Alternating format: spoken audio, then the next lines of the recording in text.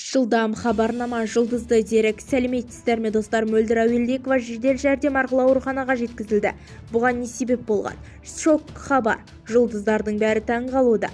Егер осы хабар сізді қызықтырып жатқан болса, онда арнамыздағы подписаться және бір ғана лайк түймесін басып, каналымыздың дамуына өз үлестеріңізді қоса кетуіңізді сұранамыз.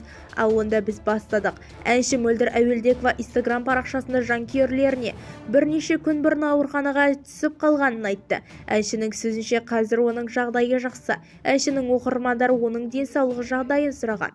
Қайдан біліп отырасыздар? Айтып берейін енді.